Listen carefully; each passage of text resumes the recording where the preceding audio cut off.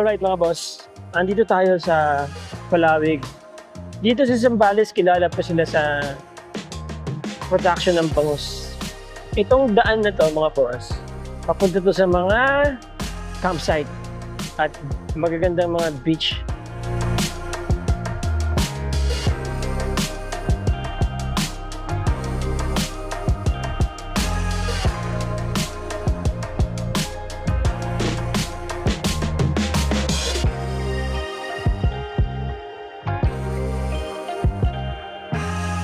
Napakaganda rin ng lugar na ito mga boss. Dito po magsisimula yung property. Itong pergola na yan. And then, ang frontage nito, wala doon. Tignan nyo kung gaano haba. Wala doon.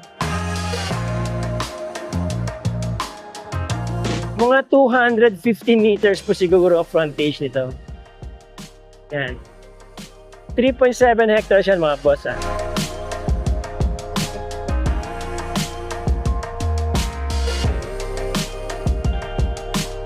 Haba, no? Right, mula doon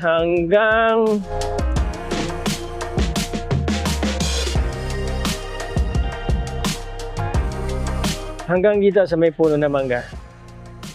Ayan. Okay. Yan po yung property mo.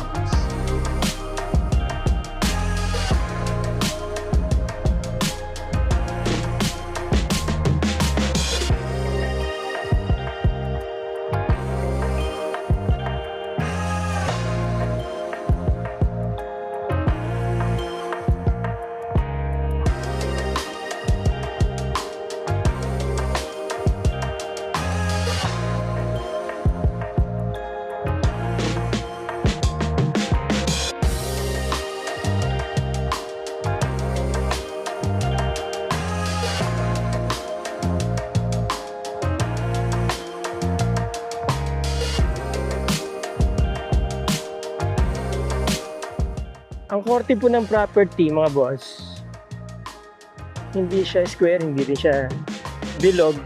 Yan po, nasa survey plan na kaya superimpose dyan sa screen nyo.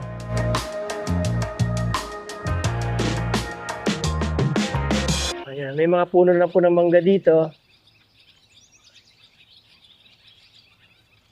May lumang structure. Alright?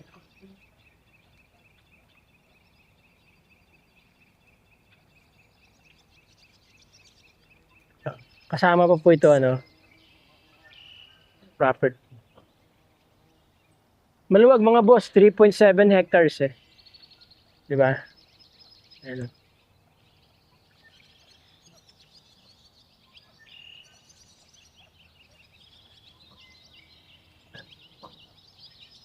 So may mga puno ng mangga, iba-ibang variety po yan.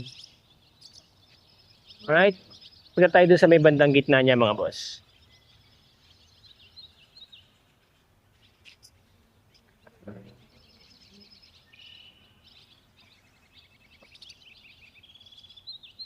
Dito may sampalok.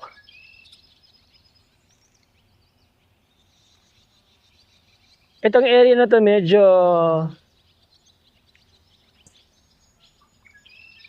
itong area na to mataas. Pantay siya halos sa kalsada. Dito sa harap niya pwede kayong mga will dyan, mga boss. Nakahuli dyan si Sarah ng isda. Hanep pa. Ang lupit ko, di ba? Nakakahuli ka na sa maril dito? Yes. Meron dito? Ito, wala kayo. Saan mo nakuha dito? Oo. Magkano po yan, high tide, malinaw yung tubig. Meron din kung may sa maril dyan, may talakitok din nahuhuli dito. Meron din mga Talakitok, meron din. Ayun na. Saan, patingin? Ano yan? Tilapia? O kaya, yung nakuha mo siguro, ugat siguro na ano yan, ng mangroves. Ayos yan. Patingin. Aldo! Tilapia. Naka-vlog tayo. Aldo! Dapat tinakpan ko yung face ko. Ay, parati ka talaga. Patatid doon, kalbo. May nahuli siyang samaral, mga boss. Yan, o. Okay, ito part pa rin po ito ng property, mga boss, ha. Ayan. Sa area naman na to, mga boss, medyo malalim to, ano. Meron pong mga nipa dito, no. Yan, magagamit niyo kapag magpapagawa kayo ng mga kubo, may source na kayo ng pambubong. Doon tayo galing, dyan sa lugar na yan. Okay. Pwede nyo pong ano yan, i-convert sa fish pond. Dahil dito po sa likod niya, fish pond na. Ayan, no? Okay, so hindi ko lang alam kung part pa to ng property itong kalsada na to. Huwag na tayong pumasok, baka private property yan eh. But anyway, kita nyo naman sa drone shots, no? Ano yan, fish pond yung nasa likod. Yung river na nagsusupply ng tubig sa fish pond, galing yan ng ano, ang tawag dyan sa Lasa River. Ano? Isa sa mga malalaking ilog dito sa Zambales. So, itong area na to, pwede nyo i-convert to sa fish pond. Malaki yan, mga boss. Siguro, mga 3 hektarya siguro yan, or more or less, ano po. Itong harap niya, fish pond po yan. Mga swahi yata pinoproduce yan.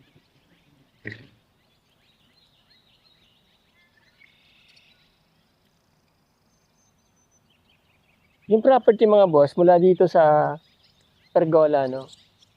Ito ang dinaanan niya. Paslant. So yan, makikita niyo naman sa drone shots natin. And then, high tide ngayon, mga boss. Ito ang maganda rito. Meron kayong pwedeng tambayan, mga boss, mga sir. Di ba?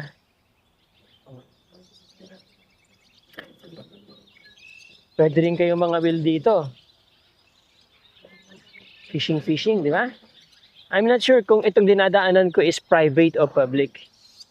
But most likely, since na gobyerno ang nagpagawa nito, ng dike, public to kasi meron pong easement sa ano mula sa tabi ng ilog, di ba? May nahuli siyang samaral, mga boss. Ano na po yan? West Philippine Sea. Nandiyan ang sunset. Magandang dagat ngayon, mga boss, no? So mapapansin nyo, ang buhangin dito sa Palawig, ibang klase po. Pero maganda yung contour niya. Kasi itong area na to, naka-cove po ito. Yan. Titignan nyo sa mapa, naka-cove siya. Sa kabila niyan, mga bangos. So okay, there you go, mga boss, mga sir. Yung mga gusto pong magpa-feature ng kanilang mga properties for sale, nandyan ang aking contact details sa screen. Nandyan din po sa description ng video na to, mga boss. Now, yung property po na for sale dito, again, is 3.7 hectares, ano po, selling for 650 pesos per square meter.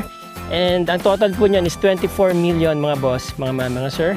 Titulado po yan, maganda ang frontage, mahaba. Fronting, concrete road, barangay road, ano po, two-way lane.